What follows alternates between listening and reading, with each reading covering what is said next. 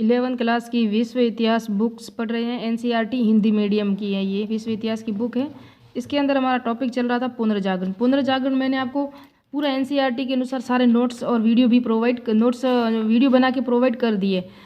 विश्व इतिहास में अगर आपने नहीं देखा हो तो वो देख लेना, जहाँ मैंने पूरा का पूरा विश्व इतिहास में जो हुआ था ना, और जिसने पुनर्जागरण का कारण, पुनर्जागरण के परिणाम और पुनर्जागरण कि जो भी ये विद्वान थे ना, इसके किस किस ने योगदान दिया था। बेसारियो था, वाई वीक्लिफ था, कॉल्विन था, मार्टिन लूथर था।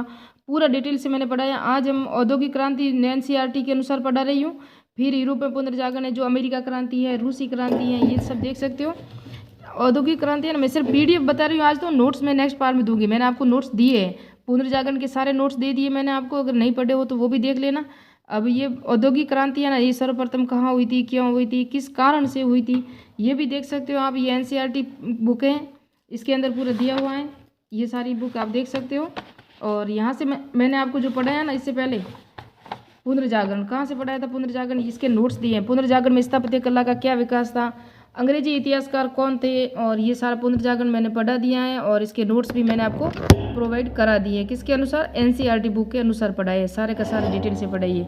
तो ये आप देख सकते हो, जिसके अंदर मैंने आपको इटली ही कारण क्यों था वो भी बताया है, और विदेशी व्यापार का प्रमुख केंद्र कौन था, इटली था, वो भी पूरा डिटेल से बताया है। और इटली जो रोमन सभ्यता की जन्मस्थली थी, कुस्तुनतुनिया जो रोमन सभ्यता की राजधानी थी पहले, फिर बाद में उस पर अधिकार हो गया तुर्कों का।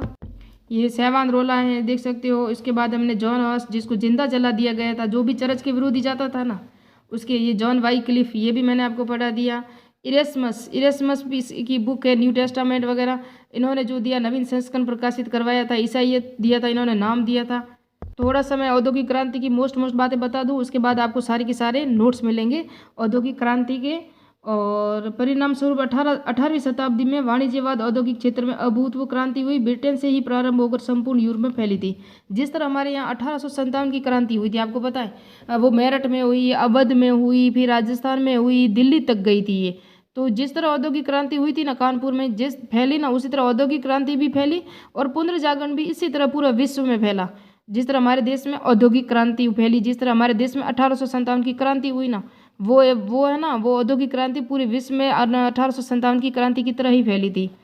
तो ये पूरी डिटेल है, आप देख सकते हो। मैं पहले पीडीएफ ही दे रही हूँ आपको। औद्योगिक क्रांति का अर्थ, औद्योगिक क्रांति शब्द का प्रयोग सर्वप्रथम यूरोपीय विद्वान फ्रांस के जॉर्जियो मिशले और जर्मनी, तो ये जर्मनी का काइड्रिक एंजेस द्वारा किया गया था शब्द का प्रयोग। और अंग्रेजी में इस शब्द का प्रयोग सर्वप्रथम किसने किया था, दार्शनिक और अर्थशास्त्री था, कौन था, अर्नोल्ड टाइनबी।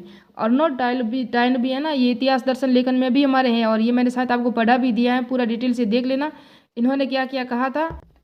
फिर ये देख सकते किया था अर्नोल्ड टाइनबी ने परिवर्तनों को, जो ब्रिटेन में औद्योगिक विकास 1760 से 1820 बीच में हुए थे।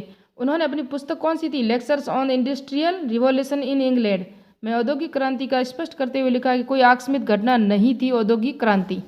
इस सूत्रपात की शताब्दियों में जो पूर्व हुआ, इसमें सब जो भी आप डिटेल से देख सकते हो। और इतिहासकार सी डी हेजन का मत है कि कुटीर उद्योगों में मशीनीकरण औद्योगिक क्रांति है, यानी कुटीर उद्योगों का मशीनीकरण है ना, वही औद्योगिक क्रांति है। डेविस के अनुसार औद्योगिक, ये सब परिभाषाएं वो आपको नेक्स्ट में आपको पूरी डिटेल से मिलेगी।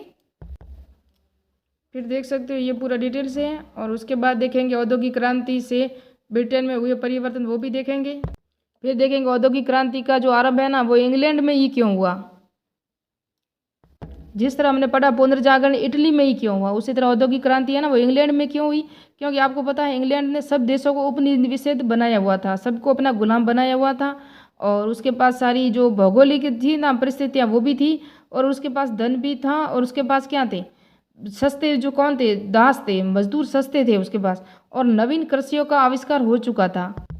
फिर लोहे के नए नए तकनीक परिवर्तन भी हुए, ये देख सकते हो। अब्राहम डर्बी ने धमन भट्टी का आविष्कार किया था, अब्राहम डर्बी ने 1709 में किया था। ये जो इम्पोर्टेंट है ना, ये सारे में एग्जाम में आपको नोट्स में प्रोवाइड हो गए सारे के सारे। ये फर्स्ट ग्रेड एग्जाम में आया था कि औद्योगिक क्रांति का प्रारंभ या शुरू कहाँ से हुई थी। तो शुरू है ना, ये वस्त्र क्रांति है ना, वस्त्र उद्योग है ना, वहाँ से शुरू हुई थी औद्योगिक क्रांति। कब से हुई थी, वस्त्र उद्योग से, और वस्त्र उद्योग ही सर्वप्रथम स्टार्ट हुआ था प्राचीन काल में। और उसके बाद ये पूरी डिटेल से यहाँ वस्त्र उद्योग के बारे में देखो तो 1733 में जॉन नामक बुनकर ने फ्लाइंग शटल खोज की, जिससे कपड़े बुनने तेजी आई। फिर कुछ मशीनों का प्रयोग हुआ, फिर धागे काटने का भी हुआ। रिचर्ड आर्कराइट स्पिनिंग जेनी में सुधार करके जल शक्ति से चलने वाली वाटर फ्रेम नामक सूत काटने की मशीन बनाई थी। ये 1764 में रिचर्ड आर्कराइट, यानी कि ये परीक्षा में आया हुआ है। स्पिनिंग जेनी में जो सुधार हुआ था ना वो, तो ये भी फर्स्ट ग्रेड में आया हुआ है। ये भी परीक्षा में जितने जितने आए हुए हैं ना वो सारे मैं बता रही हूँ। फर्स्ट ग्रेड में आया था ये एग्जाम में। 1712 में टॉमस न्यूकोमेन द्वारा एक वाष्प इंजन का आविष्कार किया गया। और जेम्स वाट ने 1769 में न्यूकोमेन में वाष्प इंजन के दोषों को दूर करने और कम खर्चीला अधिक उपयोगी वाष्प इंजन बनाया। उसके बाद नवीन तकनीकी परिवर्तन साधनों में भी परिवर्तन हुए। उसके अंदर आप देखोगे तो कितनी जो ये सारी डिटेल से देखोगे। इंजीनियर फरीदमान ने ये जो स्वेज नहर भूमध्य सागर वाला ये भी इंपॉर्टेंट है। भाप से चलने वाला रेल इंजन स्टीफेन नाम का रॉकेट 1914 में बना था। तो ये किसने बनाया था? स्टीफेनन का रॉकेट 1814 में बना। इसी के साथ रेलगाड़ियाँ परिवहन सारे हुए थे। ये पूरी जो खोजें हैं ना ये इंपॉर्टेंट, इनको अच्छी तरह याद रखना और सारे नोट्स प्रोवाइड होंगे आपको। फिर औद्योगिक क्रांति के परिणाम क्या क्या हैं ये सब देख सकते हो। ये आर्थिक परिणाम कौन कौन से थे और सामाजिक परिणाम, फिर हम देखेंगे राजनीतिक परिणाम, फिर हम देखेंगे वैचारिक परिणाम। फिर अमेरिका स्वतंत्रता संग्राम है ना, ये भी हमारे टॉपिक में है। ये फ्रांस की क्रांति है ना, ये भी एनसीईआरटी की 11 क्लास में बुक है। बुक के अंदर है फ्रांस की क्रांति के कारण वगैरह सारे हैं। और उसके बाद हम देखेंगे जो भी इम्पोर्टेंट घटना है। प्रथम विश्व युद्ध भी है, यहाँ रूस की क्रांति भी है। आप देखोगे तो रूस की क्रांति, फ्रांस की क्रांति, ये फ्रांसीसी क्रांति के प्रभाव क्या क्या थे पूरे डिटेल से आपको मिलेगा। ये फ्रांसीसी क्रांति की जो भी घटनाएं होती है ना वो है, देख सकते हो आप, ये सारी घटनाएं हैं। तो मैं एनसीईआरटी की बुक इसलिए बता रही हूँ कि इसके बाद आप पुनर्जागरण के अगर नोट्स नहीं देखे तो वो देख लेना। विश्व इतिहास लिखा हुआ है, मैंने विश्व प्ले लिस्ट भी शायद बनाई हुई है विश्व इतिहास, उसके अंदर पुनर्जागरण की अभी एनसीईआरटी के अनुसार ही आपको नोट्स दिए अभी मिलेंगे। औद्योगिक क्रांति जो भी एनसीईआरटी बुक से मिलेगा जो हिंदी मीडियम के है उसके अनुसार। उसके बाद आपको अमेरिकी क्रांति, रूस क्रांति, फ्रांसीसी क्रांति, प्रथम विश्व युद्ध, द्वितीय विश्व युद्ध, कुल जितने भी पॉइंट मिलेंगे ना वो आपको इस बुक से ही मिलेंगे। विश्व इतिहास की बुक है ये, और ये एनसीईआरटी के अनुसार ही सारे मिलेगा आपको। ये देख सकते हो 11 क्लास की। तो